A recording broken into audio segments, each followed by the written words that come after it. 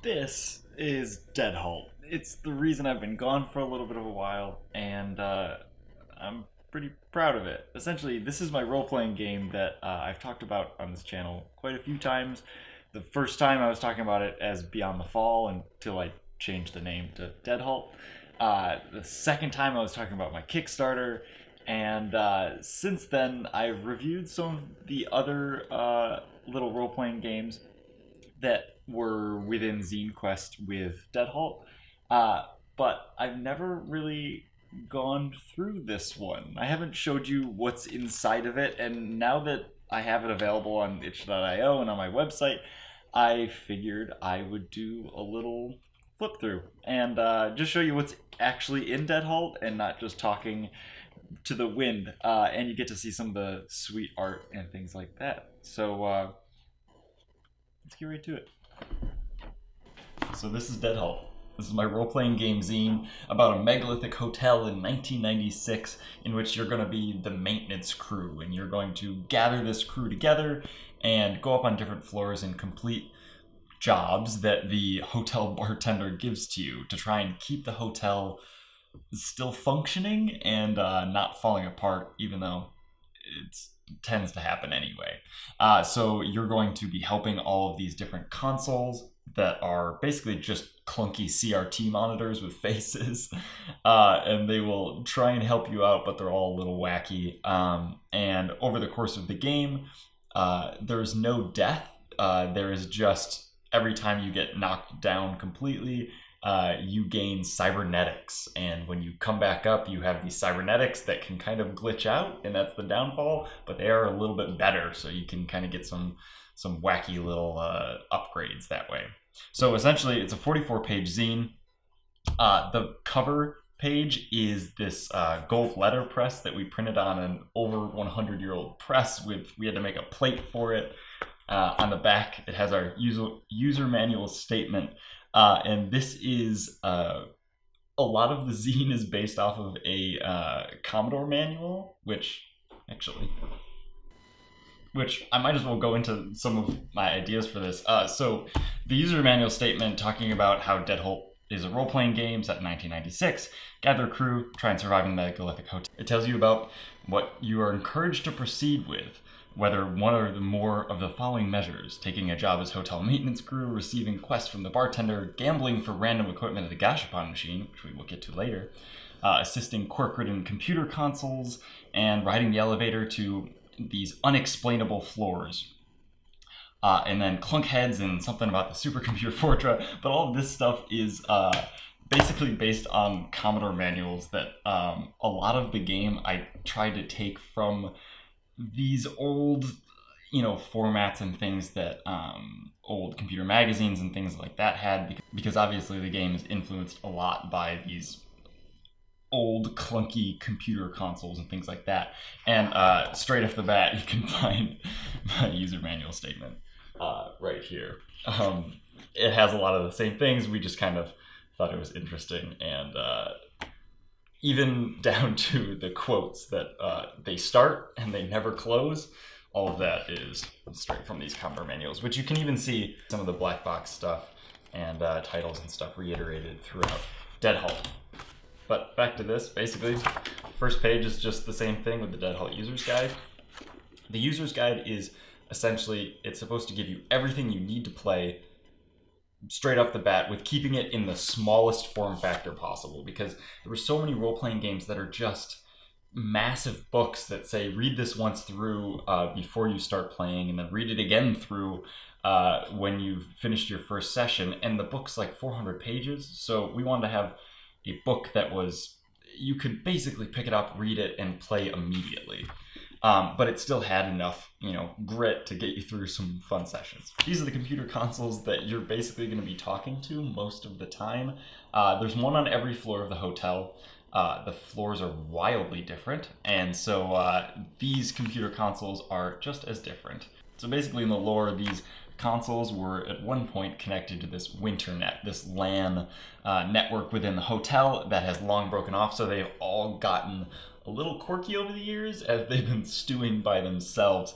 It has some of the copyrights and stuff that are again, odes to the old Commodore manuals, and same with the table of contents, which I blatantly took as an ode to the Commodore manuals. On the next page, this is the basically the intro that I read every time I've played the game. It's kind of a fun, tiny little introduction to if you're a human walking into the hotel. The year's 1996. Y2K hasn't happened yet, so everything is still quite all right. A lot of this game is about the looming threat of Y2K and about all these robots that are essentially sentient, and they are fearing Y2K even more than the bankers are. So it's just about you walking down the street in New York City. It's this wonderful fall night, and Help Wanted is scrawled in thick black ink on an old sandwich board. You basically go into the fall bar, which again is an ode to Beyond the Fall, which this used to be called, and then you're in the hotel. We have our nice little coffee cup and our floppy disks, which start us into chapter 1, which is about learn to play. We get right into the gritty of it. One thing about Dead Halt is that characters are meant to be created during the game. So there's no session 0. You're supposed to just sit down and start building characters. You can run this any way you want, but I've always started my sessions with players just walking in, sitting down at the fall bar, and me just being Durain, who is this bartender, this robotic bartender. Very Shining-esque. A lot of those themes come in here. And essentially, he's standing at the bar cleaning a short glass. I think we have a picture of Durain in here somewhere. Here's our friend Durain. There he is, the bartender. He's cleaning a short glass, and when you walk in, he just, usually when people are talking about starting the game and if we want to play or not, I'll just start role-playing as Durain, and it usually gets people into it really quickly, especially when they don't even have character sheets yet. It's very interesting to just go, "Oh, welcome to the bar. Okay, it seems that you don't have drinks. I'll keep these 4 in the house, and why don't you sit down and let's talk about this job that I have for you." And then it kind of just gets characters, even if they don't want to like roleplay or talk out their character, they will usually be like, "Okay." I sit down, and he'll be like, what was it that you normally drink?" And then we get into it right from there. Here's a bunch of questions that you can ask them, and the whole point of these ones is if you're starting as a human in the hotel, you essentially just walking off the street, and Durain's trying to get a sense for who you are, and while you're doing this, you can give out their character sheets and start getting them to write down, what were your hobbies? That might, if they're a rugby player, they might be strong, and so you start writing things into strength, etc., and so on and forth.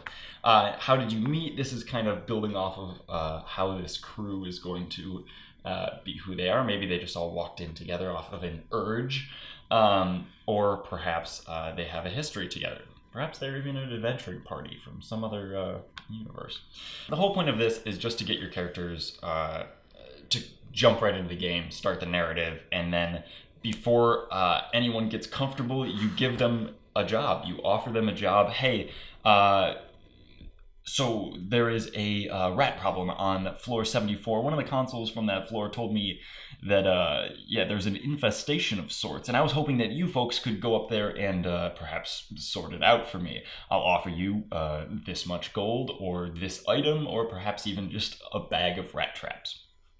So that gets them into the game. If they accept, then we're off to the races. And so we have our attributes. They're similar to any other role-playing game, some slight differences. Essentially, we have our strength, speed. Speed is kind of like trying to react to something, parrying damage, throwing projectiles, things like that. Focus is ignoring stimuli, aiming guns, things like that, hacking code. So while you're trying to do something really focused, while other things are going around you, that's going to be your focus. Constitution, this is how stalwart you are. And knowledge is kind of a weird one. It has to do with magics and kind of casting these special spells. Okay, so next up we have compiling an ID card, which is essentially your character sheet, and it goes through a whole bunch of different stuff to do that. Character sheets usually end up looking something like this, where it's just scribbled down on a sheet of paper. The whole point is that it should be simple enough for you to just draw out if you don't have a printer or something like that. However, there is one in the far back, in our reference section if you want to copy, scan it, print it. And there's also some on our website, zonware.net. And so, yeah, they're going to look like this. They're going to look a little bit weird. Here's ones that my players have made, what their items are, how much damage they took over the session. I kind of collect them. They're kind of fun to have. And I usually stick them in the back of my book in the end. See how many characters we had. So this is one of our example characters, Friday, that Miranda made. He's a little rat folk sort of wizard. Yeah, so there's compiling ID card. It goes pretty quick. This is stuff that you're going to be doing while you are sitting at the bar with Durain. Action rounds. Dead Halt's pretty easy. Essentially, it's just whoever walks into the room first, takes the first bullet, or sees an item first, can choose to act, and then you go down the line of whoever was next, or what. Basically, the group has to work together to figure out how initiative works, essentially.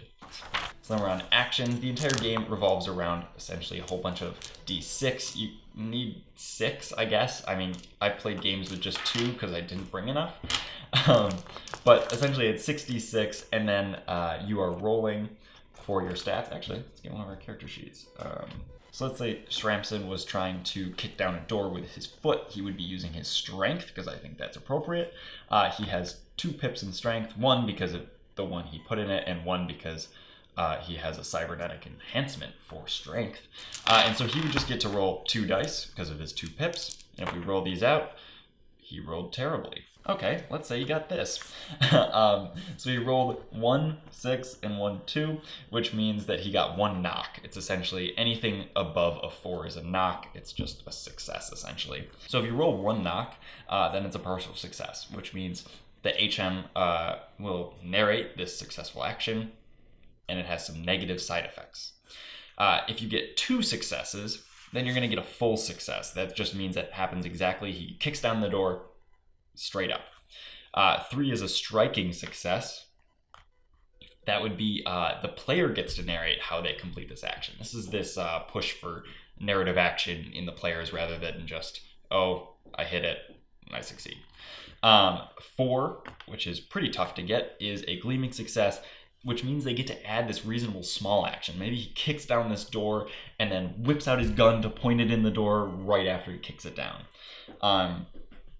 This 5 would be heroic success, which means he chooses another player to take an action as well. So 2 people basically get to act right away, and that player still gets their action on their turn. Wonder success means they both get that, but also they both get small actions. And a failure will mean that the HM narrates what goes wrong and how it negatively affects the situation. Maybe he kicks his foot into the door does not come down, but he stubs his toe, and now he's kind of limping for the rest of this. So actions are pretty simple. You take your character sheet, you figure out how many pips you have, you roll that many dice, and you try and get 4, 5, or 6. Depending on how many you get, the better your action is going to be. We have some examples over here, and then attacking is pretty similar, but it depends on how many knocks you get. They basically multiply by what the weapon's wound value is. And the main point of items in this game is essentially to get advantage, and advantage is just giving you more dice to do something. Let's say if you have an axe to knock down a door, you'll get an extra die to attempt that. So this is just about items and armor, how they give you advantage, and about how armor will help block some of the damage that you take. And then weapons, how weapons have their little profiles that tell you what the multiplier is whenever you get successes, and how weapons will malfunction when they roll 1s, or whatever the malfunction threshold is. It could go wrong, and then the weapons will get a little wonky. Next up, enemies and monsters are pretty simple. They have these little profiles, and it tells you how much damage they're going to do when they roll certain dice, and as you hurt them over time, they're going to slowly fall apart or get angrier or things like that, depending on how many wounds they have. It just talks about role-playing games. We have this incredible art by Miranda Sider and Emerson Brown. Both of them are incredibly good at what they do.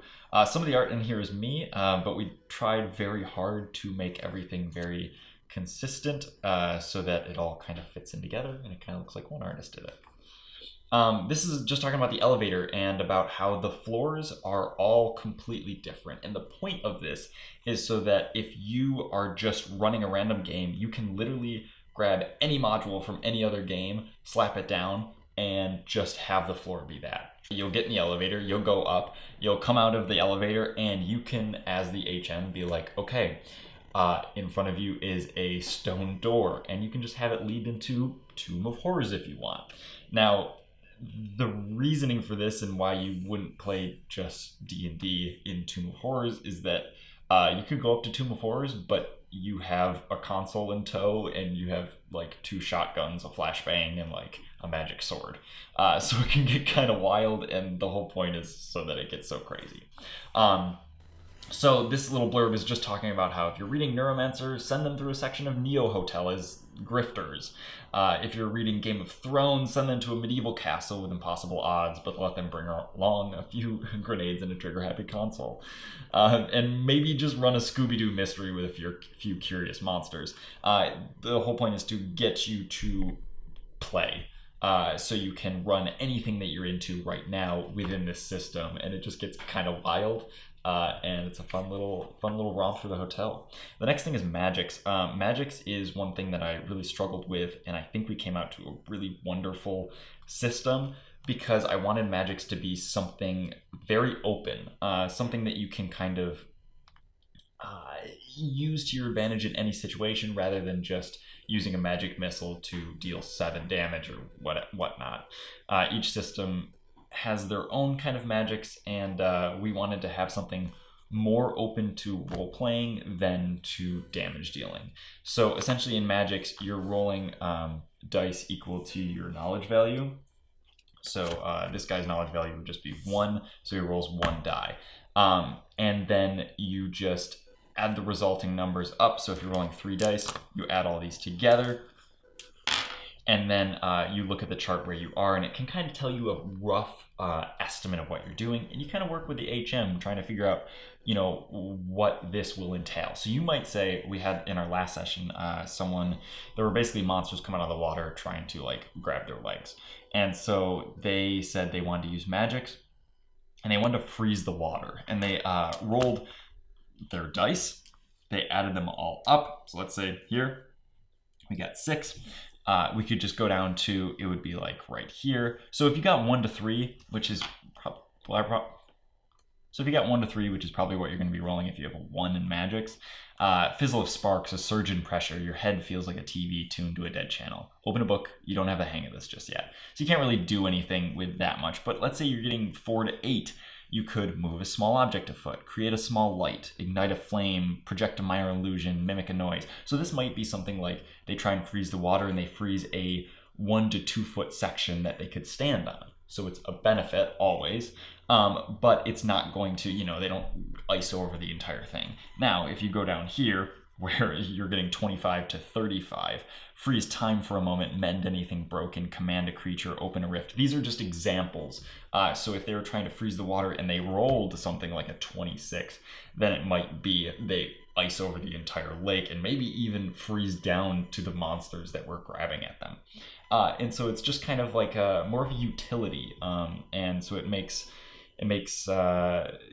combat kind of fun when you're trying to knock over stone pillars onto people, or you're trying to hurl fire at someone.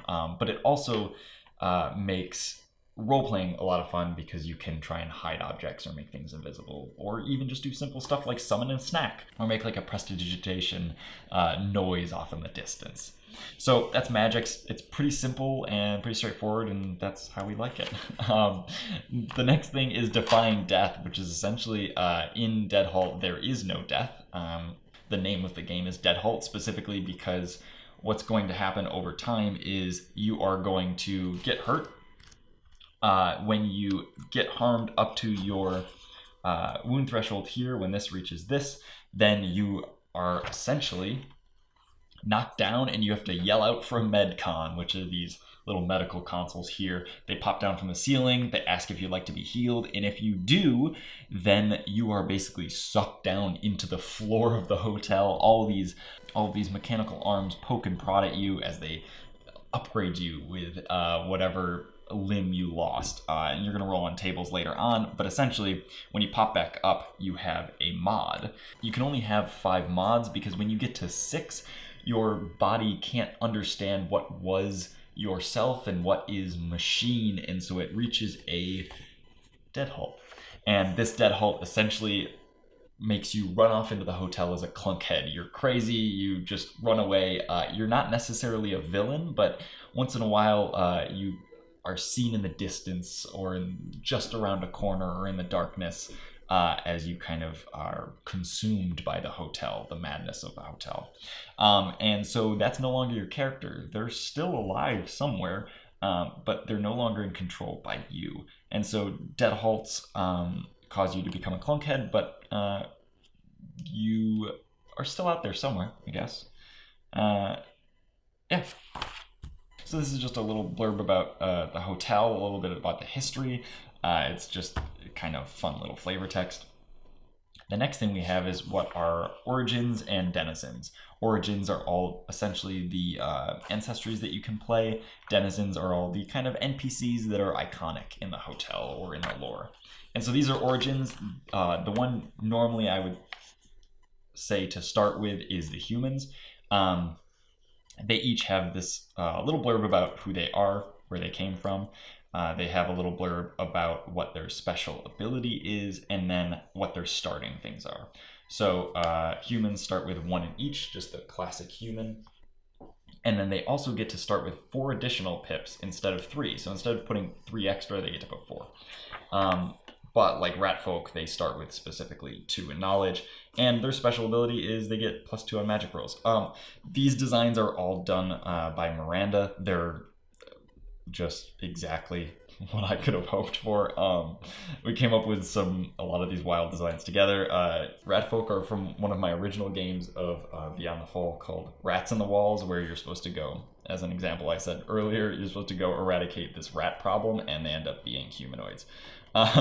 Blank slates are pretty cool. They're essentially there's clone replacements that were supposed to replace consoles, but they got shelved as a project because they couldn't just get the features right. So they're just these blank slates, and so they dress up with these elaborate outfits to make them look kind of wild and kind of David Bowie-ish in this case.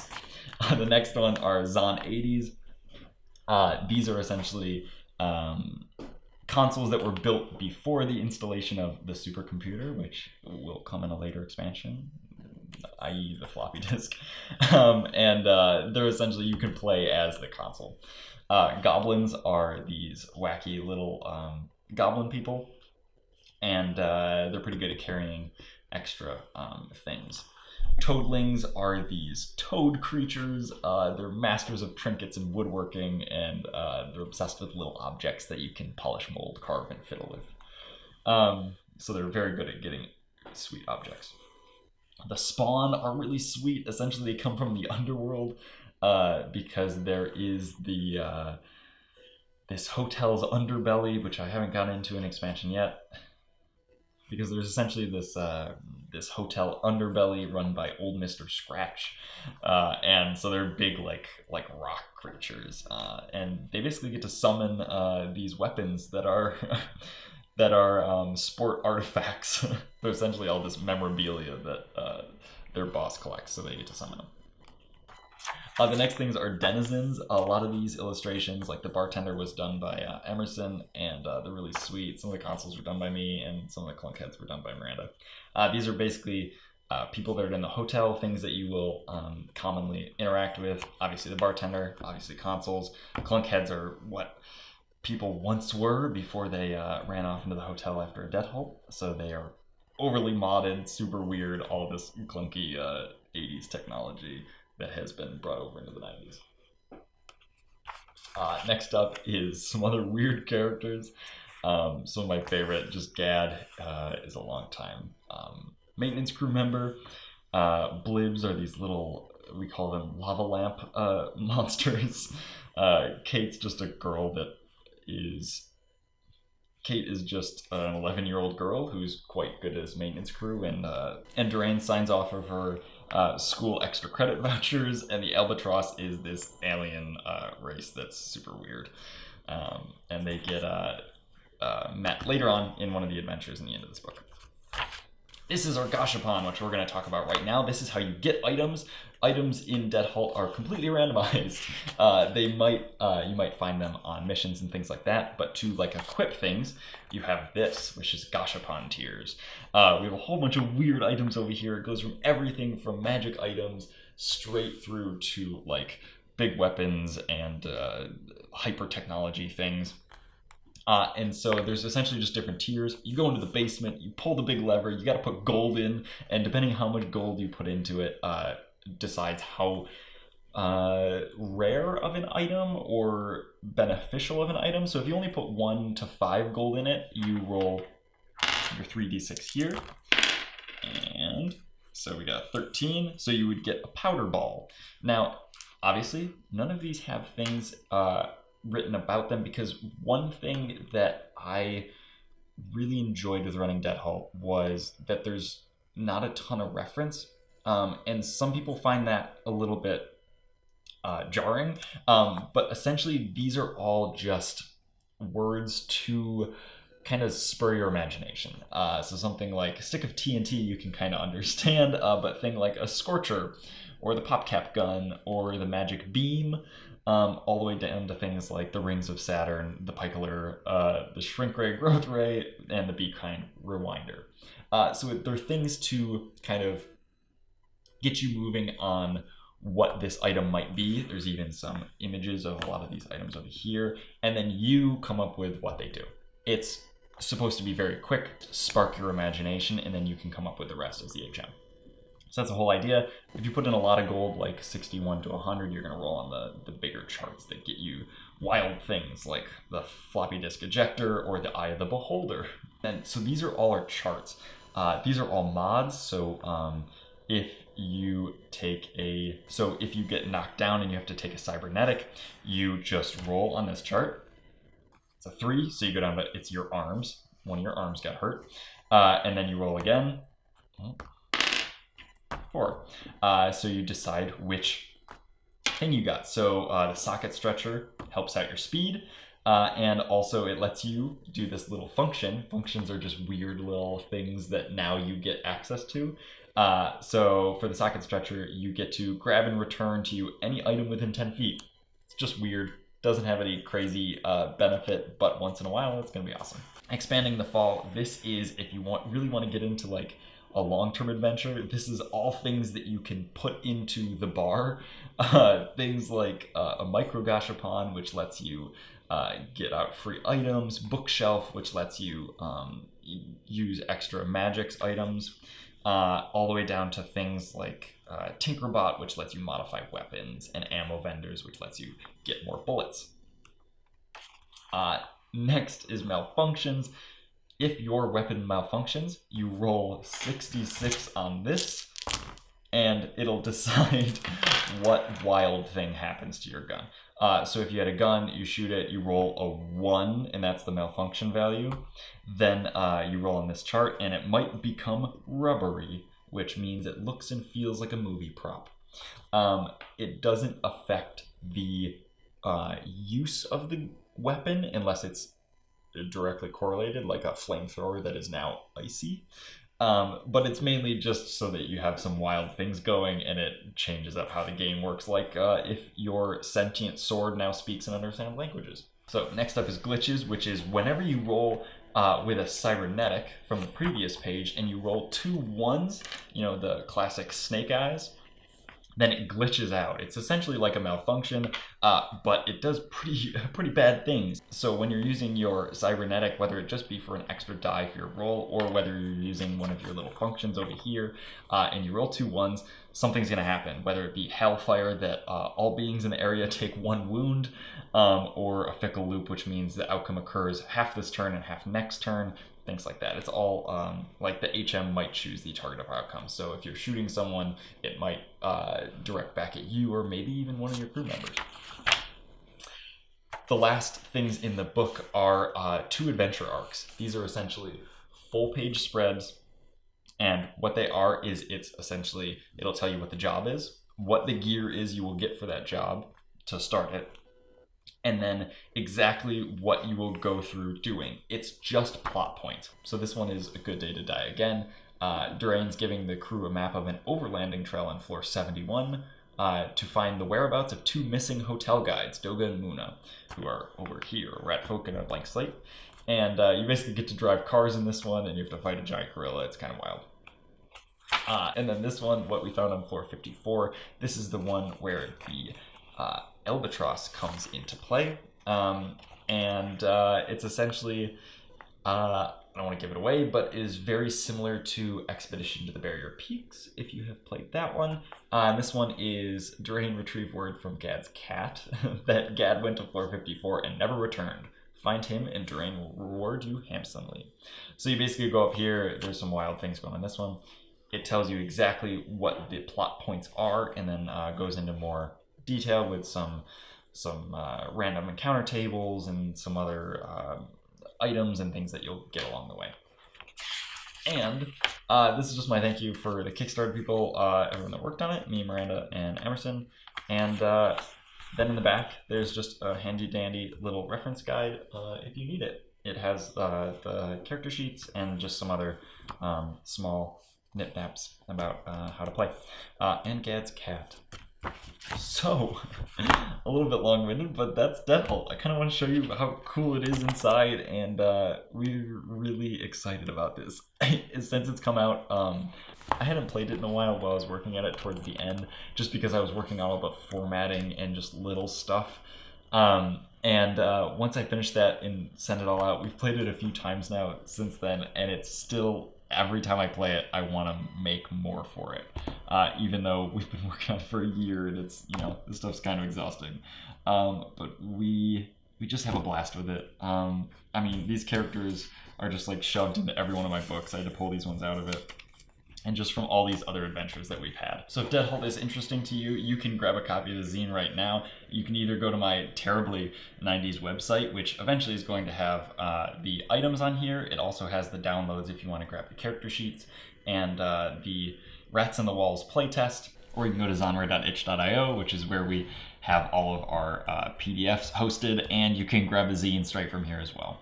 So our links are going to be below for that if you want to grab those, and it helps us out a lot. So yeah, that's Dead Halt in all of its glory. We're super excited about it, and super excited to see that people are getting it. People in Italy have received it, and like Colorado and all over the world. And so you can get copies of it, like this one in its print, wonderful gold letterpress cover. You can get them on our website. They're like $15, a couple dollars shipping. It's on itch.io /Dead Halt, or you can just go to zonware.net and there's a link there. You can also get just the PDF if you just want the goodies inside, and that one's like $8. So in the future on this channel, there's a whole bunch of zines that I got for Zine Quest. These are, and actually Zine Quest and beyond. Now that I've been getting kind of into it, things like Casket Land. We've talked about a few of these before, like Obashan Panic and Mall Kids, and even Stratusfiend. But I am thinking about making a whole bunch of videos on these ones in the future. I like the zine format because I can kind of sit down and talk about them real quick, and you get to see all the pretty art and things they did for it. So Casket Land, Obashan Panic, Girl Underground, Argent Curve. This is kind of a weird pseudo role-playing game. Terror the Stratusfiend, Mall Kids by Matthew Gravelin. Gonna play that one soon. And then my game. So I'm gonna go over a few more of them in the future, and you'll see those. If you have a role-playing game that you want me to check out, let me know, and I would love to make some more of these videos talking about pretty games, because I love pretty games. So that's all from me.